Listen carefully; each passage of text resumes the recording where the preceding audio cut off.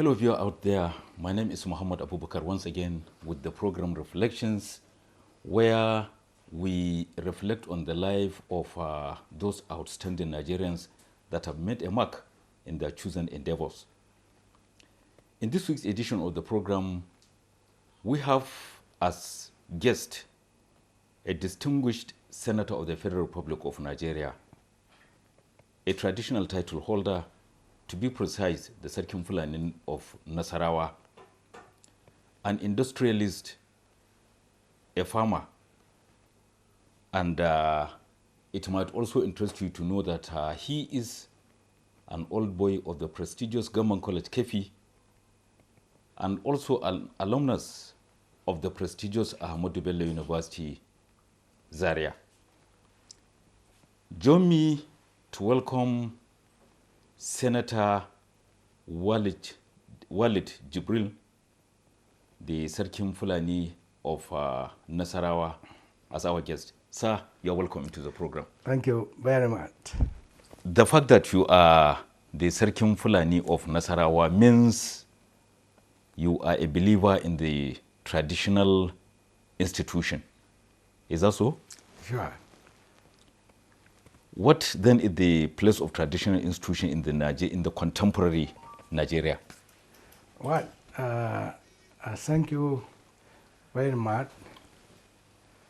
I would like to say that the tradition and the history of the traditional ruler can be way back to the coming of white men into Nigeria, where before they colonize Nigeria, they have to use the traditional rulers to achieve their aims. They so much relied on the traditional institution in Nigeria. You look at Mongobak, before he discovered River Niger, you wouldn't have done it just like that, but use the traditional institution. You have the Lord Dugard and contemporaries who came to Nigeria also used the means of traditional rulers. The traditional rulers have been used by various governments, institutions, in order to solve their problems. What would the viewer know about your humble background, sir? Well, you know my name very well. I was born in a Fulani royal family of Marmara, Nasarawa local government. We have ancestors migrated from a town in Katsina called Antumaki, and that made me to trace my background to that place. And Antumaki in Katsina State. Okay. You know, Dangawa include all people that come from Antumaki who are living all over Nigeria. And Dangawa is a Fulani classification, and they are found in Agaye, Lapai, Kefi, Nasarawa, Shanono, in Kano, and part of Makoti in Beloed and Ilorin. And there, my ancestor migrated to that settlement called Marmara, had after living Antumaki, stayed in Napai. From Napai, they migrated to Kepi to meet their kings and queens who are already there in Kepi under the family of Madawa King Kefi. Aududanga and his partner Makamadogo, who migrated to Nasarawa to form Nasarawa, and then Aududanga remained in Kepi. Madawa King Kepi moved to Gwinki, Roho, with his family, and that's where our old race is. And from there, with our cows, moved towards Nasarawa, passing Laminga, Shamage, and at that time, the Mati Dakota of Nasarawa, and should be the second emir on Nasarawa, settled us in the present-day Marmara. And the first Fulani settlement was that Marmara, and that's why I inherited this title of Saki Fulani. But again, because of our connection with the Dangawa in Antumaki, the descended traditional titles in Antumaki is Dangi. But now it has been changed to Saikem Fulani Dangi. So my title of Saikem Fulani Nasarawa are being upgraded to be Saikem Fulani Dangi of Nasarawa. Okay. And again, because of my connection with Antumaki and the Dangawa, I have been begun another title, the second Yakin Dangawa Fulani of Antumaki, Katina State. By the district head? By the 60 head of Antumaki. Yes. Okay. So what about your early education? Where did you have your early education? What I started my elementary school in Nasarawa town and moved to my upper primary, up to primary 6 in Nasarawa town. Then moved to the teacher college in Kefi, where I spent 3 years. And from there was a scheme, a program organized by the late Sadana of Sokoto and Sir Akintola of the West, by transferring northern students to the West, and then also transferring Western students to the North.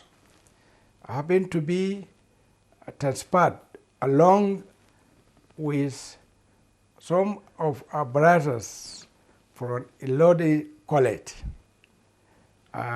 Now we added to the one from Kefi College. We became 30 and transferred to National College of the Pupa in Ode Aye of Ondo State, where I live for the next 4 or 5 years. And so I'm acquainted very well with the life in the West. Okay. I have Can you, sorry, sir, can you recollect some of those you were transferred from the northern part of Nigeria to Okitipupa? Yeah. I mean, your secondary school mates. Oh, surely. Like who and who? I can remember Osman Al-Hadi led, who was a manager in Union Bank. I can remember one Sule Sugar. I can remember John Agera. I can remember Kishimi, Suleiman Kishimi. I can also remember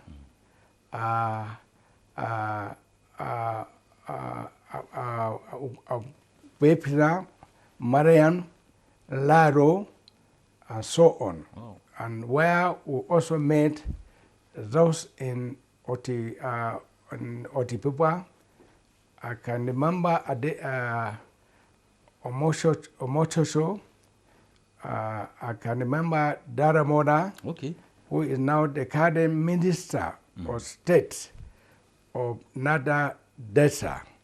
Niger Delta, okay. And we live very peacefully with these Yoruba people, while we were teaching them Hausa. They were also teaching us Yoruba. Which means you can speak Yoruba, you? Very little now, but I can hear when they speak. But I can manage to speak very little of it. Oh, okay, okay. So, sir, how was school life then?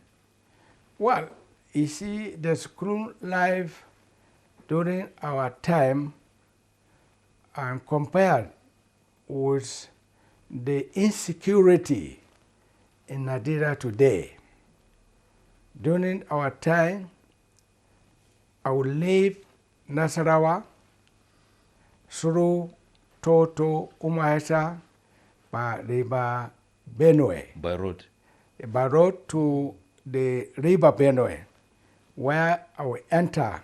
You mean alone without any escort? Without any escort. As young as you were? Yes.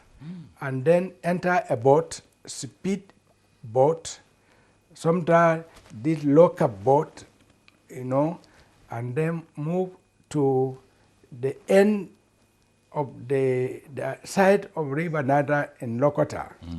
Then we enter bus, and then follow so many routes. Sometimes we slept in all petrol station. Sometimes I sleep with some people. I ask them, Fulani man from the north.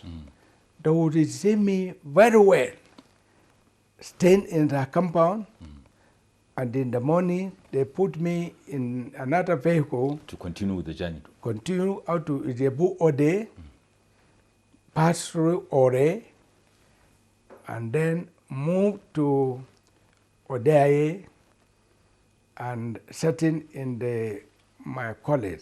So during that time, it was peaceful. You are a little Nigerian, accepted by your fellow Nigerian without any interference. And at that time, again, school was sponsored by the government.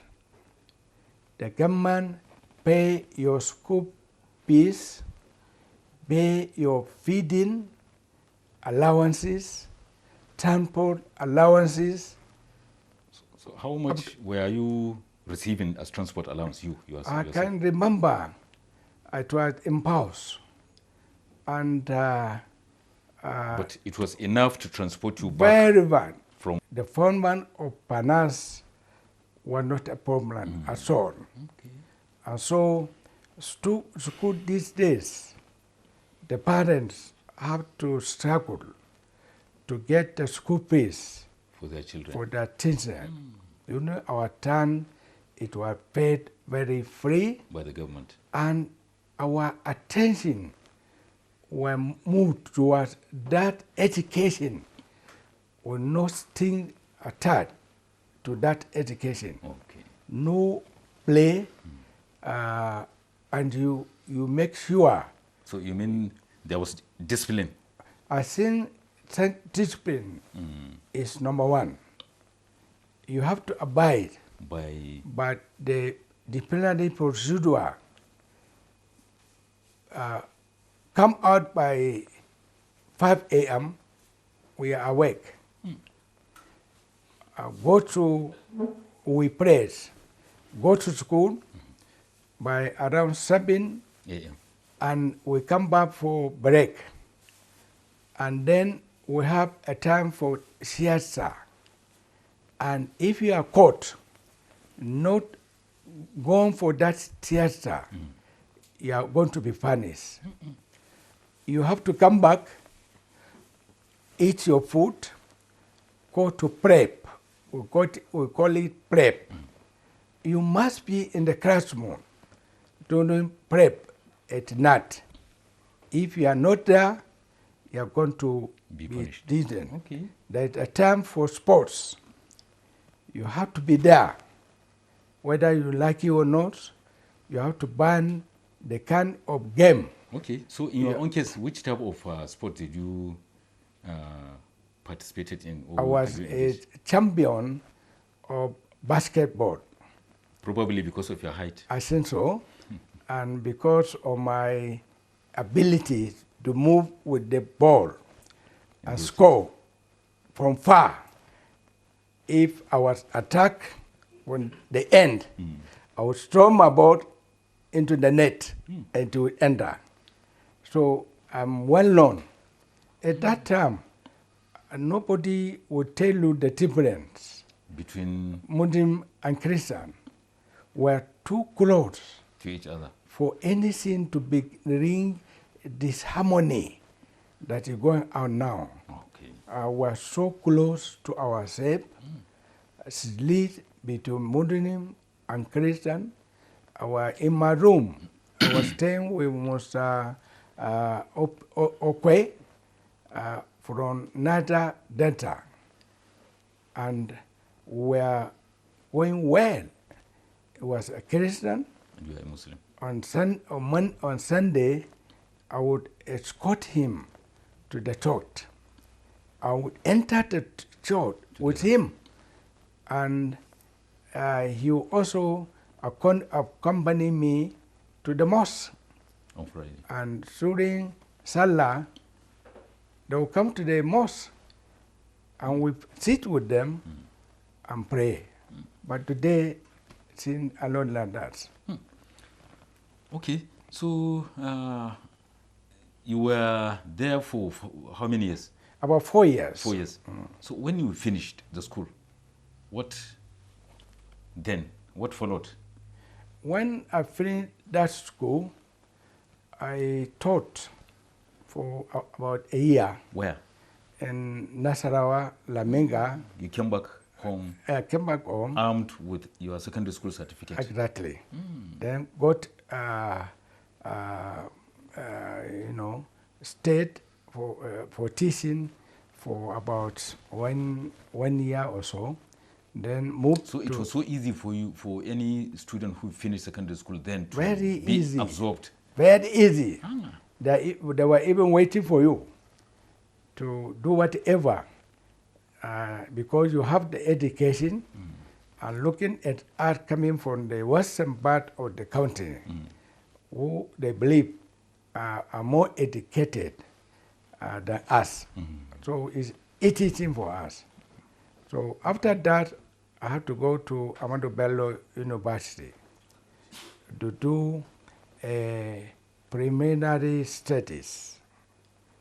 After, and this time it was in Kano, Bayero College at that time. It had never become Bayero University. It is a campus of Ahmadu Bello, but it's the same Ahmadu Bello University. My certificate is bearing In the university. in the university. I was a gay going man, very attractive. You stayed in the campus or off In the campus? campus, in the campus. and I entered taken politics from the university. You mean you participated actively in the campus politics? I was a parliamentarian first, and after that I went to the executive council of the union.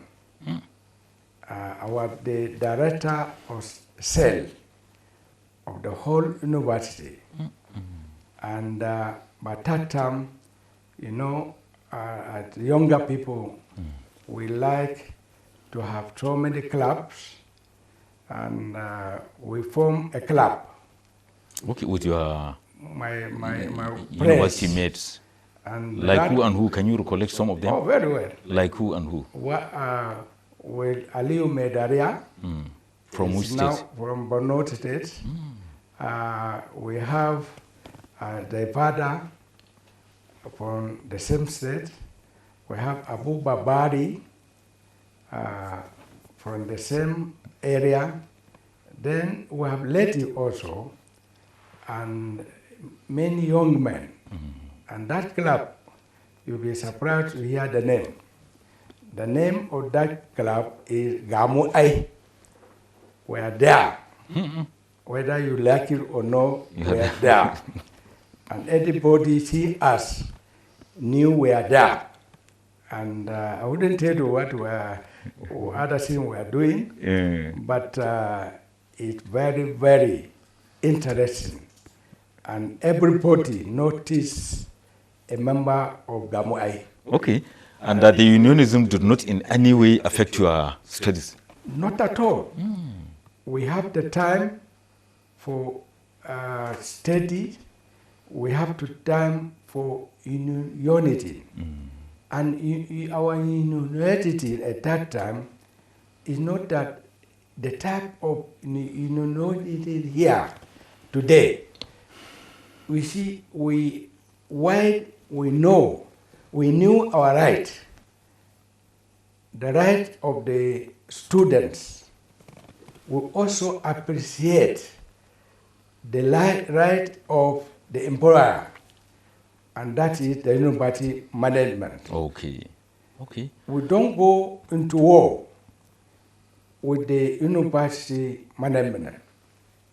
Throughout my being in the union, I've never seen a strike, a protest, or strike action, strike action, either by the university academic staff or the non-academic staff. We, the union. Okay, the union. Okay. Yes, we control the union, the student. They believe in us. They will never believe that we are cheats.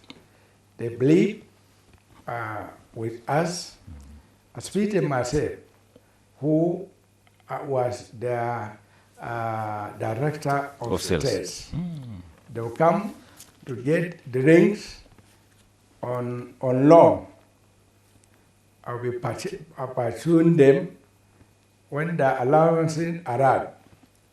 And you have the right to come to my club, drink and maybe bottle of Fanta, and then Coca-Cola, whatever is available.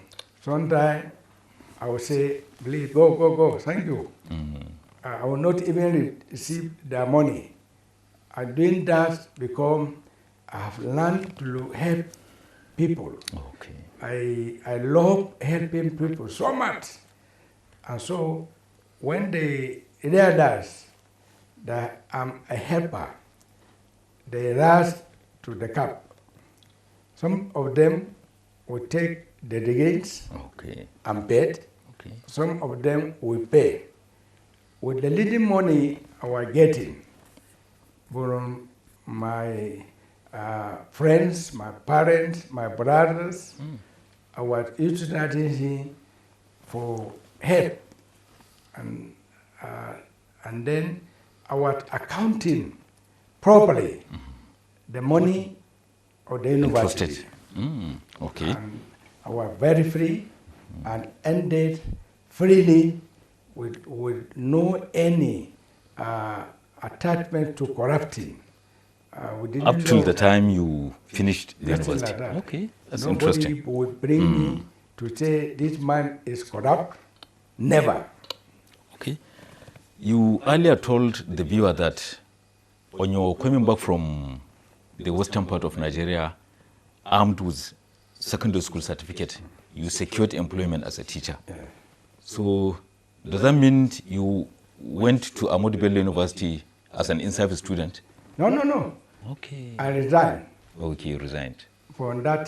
That one is just to keep time, Okay. and Okay. then write to the proper place that I should go. Okay. And when there, then if you don't mind, I tell you what I studied. What did you study? ABU. First, I started with geography, and then combined it with Islamic studies. At that time, I was just trying to compare, study geography, study the world, the earth, the sky, how water comes down from the cloud. Many people would think that this water is from far. It's the formation of the cloud that form the heat of the water from the ground that heat up and form cloud, which will come together as round, a rain. So I was saying, is this the act of God? Is this just a natural thing that happened? Then I look at my Quran to look at how the earth was formed. Whatever you do in geography, it has a root in the Quran. I try to compare to see this rain that is coming. Could this just come like that through the ground, through the water, through the sea, and right up, and then come back again as rain? There must be a force, I think, controlling it. Okay. I believe then that it's Allah that is making this control. Okay. But some people believe that no, it is not Allah, it is the formation, it's the system that is just happening. So it's not God.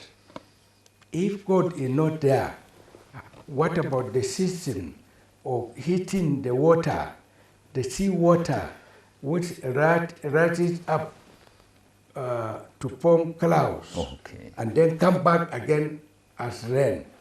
Don't you think that somebody almighty that is making this control? Okay. And then look at the history and the study of the world.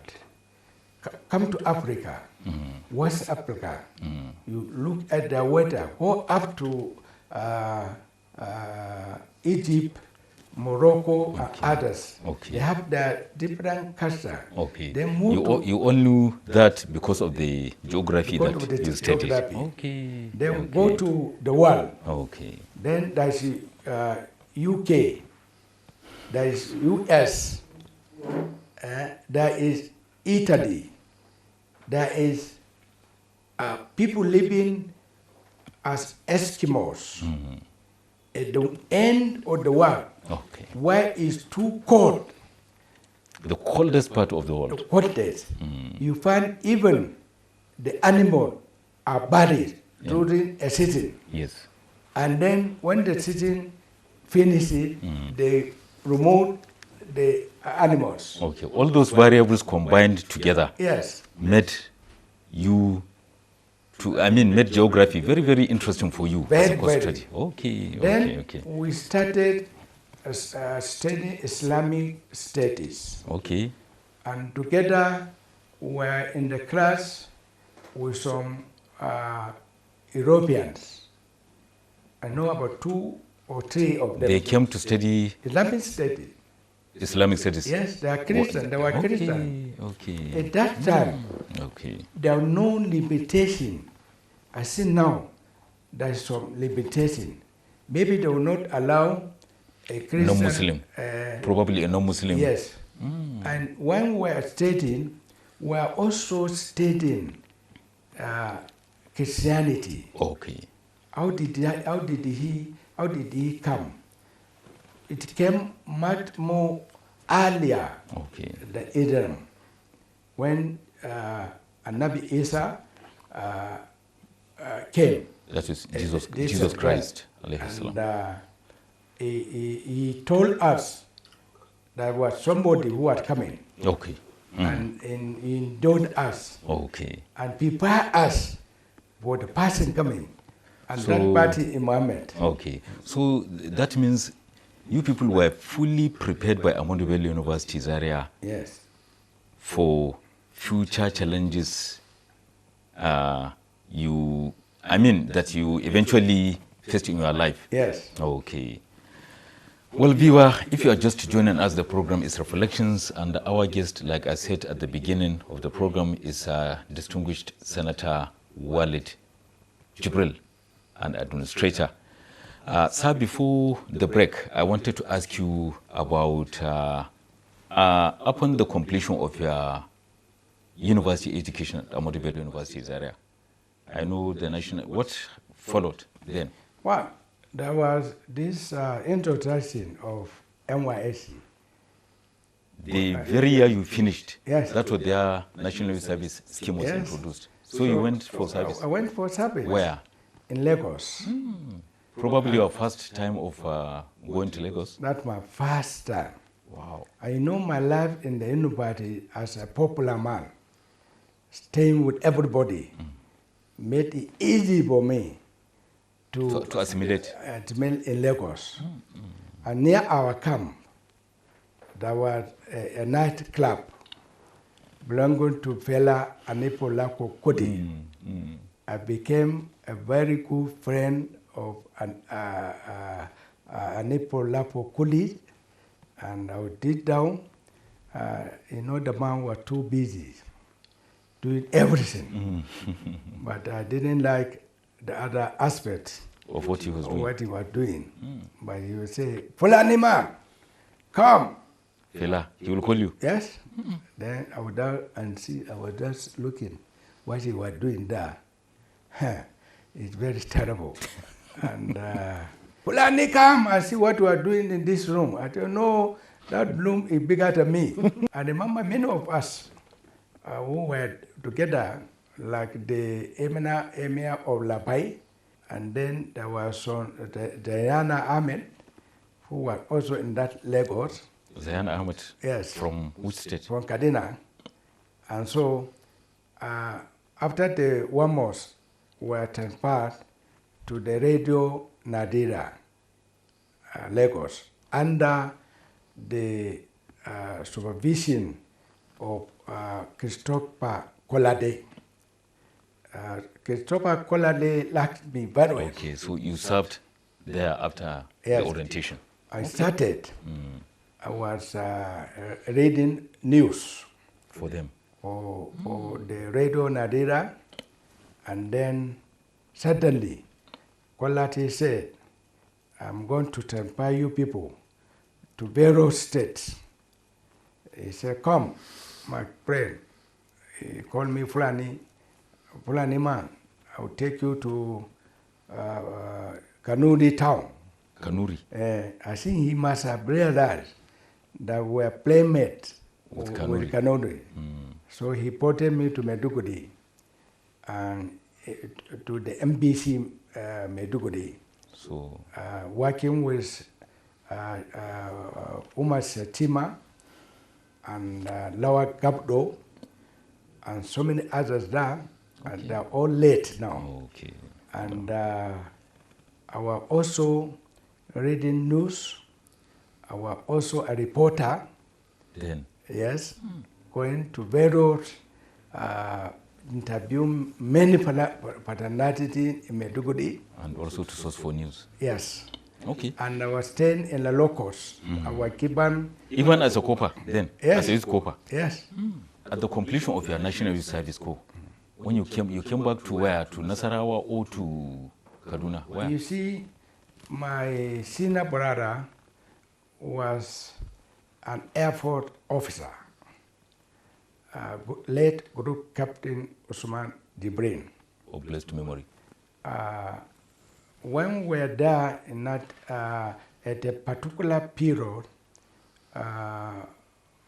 in Maiduguri, when Buhari was also the governor of Borno State. So they spoke with Buhari, and then a plane was brought to me to go home. Until I reached home, I was told that our father was dead. So I stayed there. Which year was that? That was 1960 something. Okay. And then I stayed for some 7 days, then went back To where? to Maiduguri. And then when I finished from there, my brother was in charge of the new built airport base in Kaduna. And so he introduced me to Alhaji Maman Daura. He's very good friend. Then with a note for him, I took it to Malam Maman Daura, and then in United Nigerian Textile, Kaduna. And he quickly received the note. He told me, "Are you ready for the work?" I said, he said, "Can you start now?" Yes, I said yes. He said, "Okay." He gave me one special uniform, and then enrolled me. He said, "Come back tomorrow and continue." That was the beginning of my starting work with United Nigeria Textile, which is made of many companies. You have the United Nigeria Textiles, you have the Funtua Textiles, you have the Zambara Textiles, you have Unitex, then you have Supertex, and then you have Nistem Tex in Lagos. These companies would be proud of employing about 30,000 employees at that time. Under their payroll. Yes, and that is the biggest textile group in West Africa. There was 300,000 employees in Nigeria in the textile industry alone. 300,000. 300,000, with their spouses, with their relatives, with some people that live in the textile industry, the farmers, who buy for the textile. We are capable of being 2 million people feeding under the textile industry. That 2 million is the size of one state in Nigeria. How did the textile industry collapse under the watch of people like you see, with higher stake in the industry? It's not our making. It's the situation, I would say, one, lack of continued policies by the government. Like what? The policy in the textile industry, when another government comes, he abandons the policy. When another comes, introduce another policy. Look, for example, the policy of this growing of cotton, spraying of seed we used to have Nigerian marketing board. Then we moved to Nigerian cotton board. Then we moved to the cotton development committee, which I was heading. From that, the government took it up and say it's a special committee under the Ministry of Agriculture. Okay. From there, where is the committee? The committee had gone. Now, if there is no constant, policy on what every aspect of the textile industry, take smuggling. Smuggling is a disease in Nigeria. Smuggling. You mean smuggling has contributed in the collapse Too of much. In fact, that is the major one. Of foreign textile materials. Coming for. You see what they do? They buy this material from Asian countries, transport it through the port at Lomé In Togo. Togo. Then they upload it there. Then the vehicle will take it to Niger. Niger Republic. And then there will be ready vehicle. We will take this fabric. Before it was in the night, but now it's open day. And everybody is looking at them. They go to Kano. They fill it in the warehouses. One day, the custom went to Kano and bulldozed a warehouse and got a goods worth 325 billion naira. Do you know that these goods were quickly given back to the owners at a very minimum tax? And that was the time of Salah. People are looking for these goods. And the smuggled goods are inferior compared to the one we pursue. We have neighbor beach, we have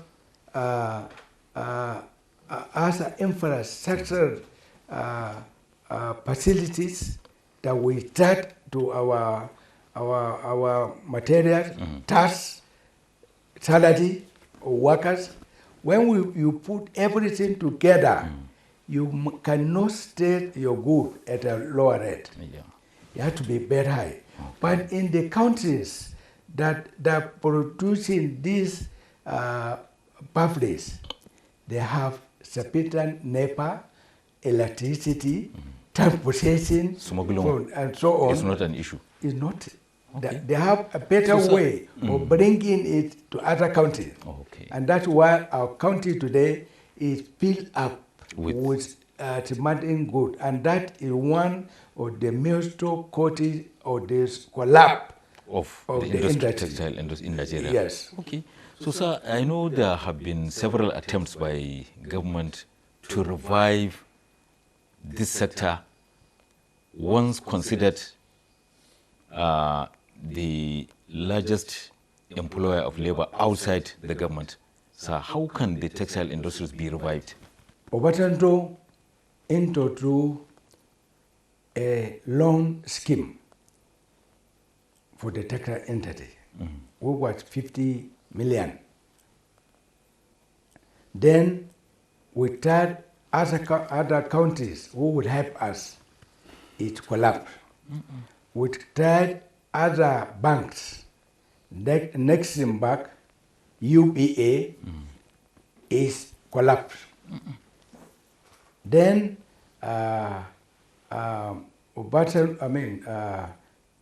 Jonathan, one end of revived it to about 70 million. Jonathan introduced 100 billion for the textile industry. Bailout. Under the Bank of Industry, which is the right place that's supposed to be. But this loan is specifically mentioned that it is for you to improve competition in the industry, in your textile industry. Okay.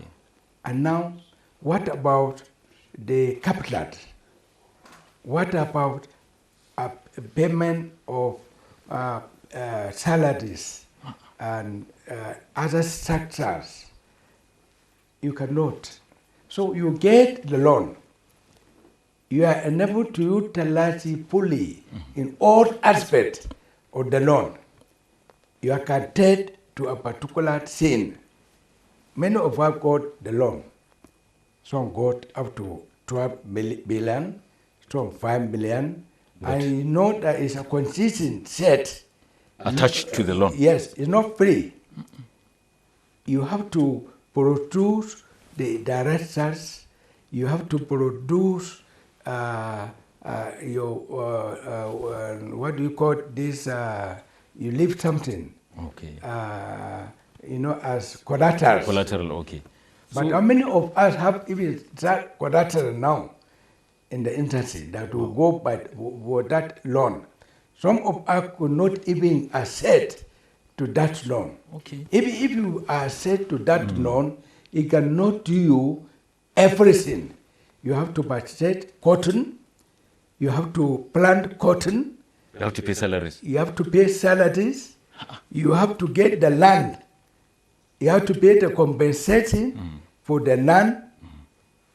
How will you come all together and put all these things together to produce sufficient materials that will make you repay this loan?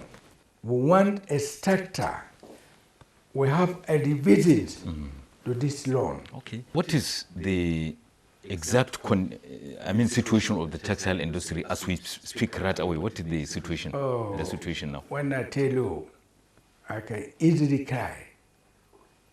The companies in Nigeria that used to have 300,000 workers, today there are less than 20,000 for the whole of Nigeria. And these textile industry are running in epileptic way. So, comparatively, Okay. because we're trying to maintain them. Okay. And these are the problem. Then you have the problem of this infrastructure. NEPA. Why is the Maintain NEPA? okay. Why the NEPA? We go by a generator, and the gas that you use for the generator is very costly and not easily available. Okay. And the maintenance of the generator is not It's easy. also another problem. Okay. So it Okay, is sir. now about 20% production Okay. in Nigeria now. Wow. Combine- Which is very, very insufficient. Why can people get anything? Okay. Okay. Now, sir, the second to the last question. Sir, what attracted you to politics? You see, in my blood is politics. When I was in the primary school, I was a class monitor. I went to the secondary, I was a prefect. I went to the university and entered the union. I was a parliamentarian and union executive to the last of my life. When I started working, my company is private. I went to serve as a senator of the Federal Republic during Shakari's time, where the kind of the set of senators that did the real senator work, not today. We didn't know any corruption. Nobody bought us. We are doing the right thing in the Senate, and we are cooperating with the President Shakari, with Akinloye. Up till the time when he was Yes. overthrown. Yes, you were overthrown with us. He was in my brother's farm, Shagari. After he was withdrawn, he was taken to my brother's farm in my village. So when you woke up in the morning and hear that Shagari's government was toppled, what was your reaction? It was a terrible scene. We started packing. I left so many things in Lagos. Your property? My property, my checkbook, my decent. So I attempted. I came back to Kaduna.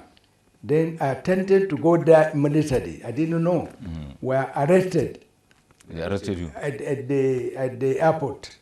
You are very early in the morning. Then there was one. You were detained? I was detained in Lagos. But you see, the first one was when General Aboki of Kefi, somebody told him that Senator Walid is arrested. He said, what?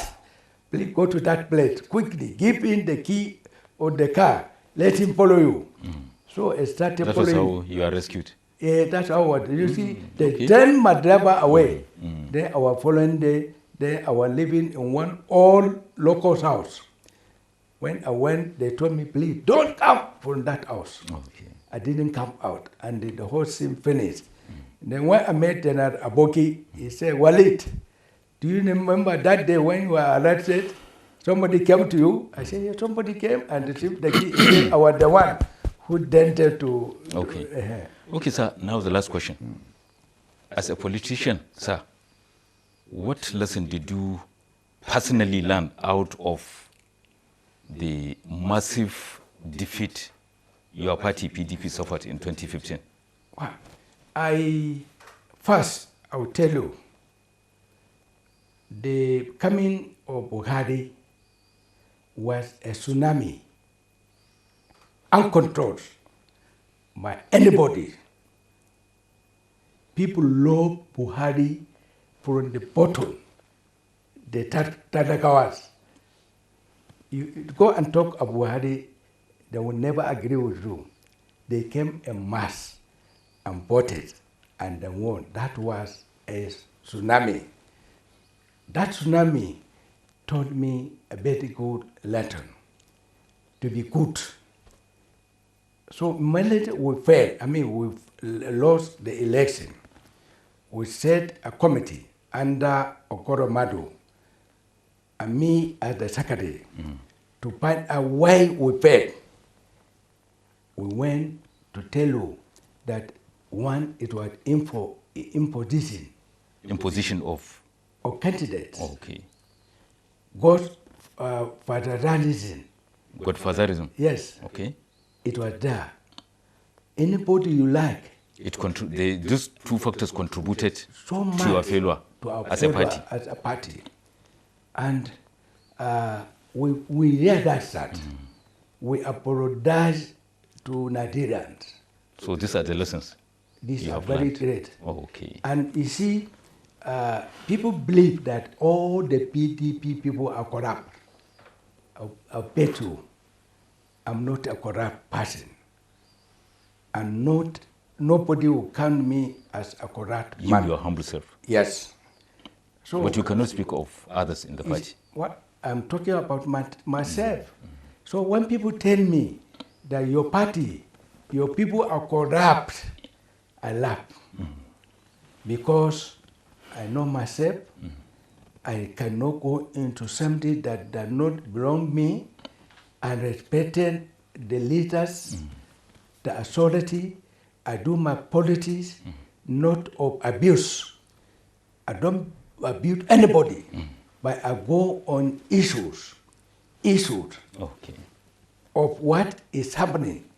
I will never accuse Buhari as a person. I have a governor in my state. I will not go and say my governor is a bad man, he's stupid, he's desert. But I will look at his area that is stupid bit out. I will say I will improve on that. Okay. Like Buhari, if Buhari has done something that is not okay, I will tell people Buhari had not done this. Buhari had done this. We are going to do it. When we come back, we are going to do this. But I will not go and say this is attack very, his person. I would never. When he was sick, when Buhari was sick, we went to welcome him. Our one of the people in the forefront, and we saw him back. We welcomed him. He was so happy with us and said, Politics without bitterness. No, that's my own politics. Oh, okay. I like that, and I'll continue with that kind Until of when? the update. Okay. And we're getting order now. You are thinking of stepping aside. The younger ones are coming. They are coming now. You, the old man, if you don't leave this now, you are going to be disappointed. You are going to be disgraced. So there's time for everything. When your time comes, you better say bye-bye and come to. Okay. Soon, you will see me when I finish my term as the chairman of BOT. Once I finish that term, I will say bye-bye to politics. I will go and feed my God. I go back to my industry. Viewer, that was Senator Wale Jibril in the program. It is our hope you enjoyed being with us, and you have learned one or two things to make use of as a Nigerian. So on behalf of the guest himself, I remain yours, Muhammad Abubakar, saying be with us sometime next week for another interesting episode. Sir, thank you very much for finding time to be with us. Thank you very much, sir. Thank you, sir. Thank you, sir.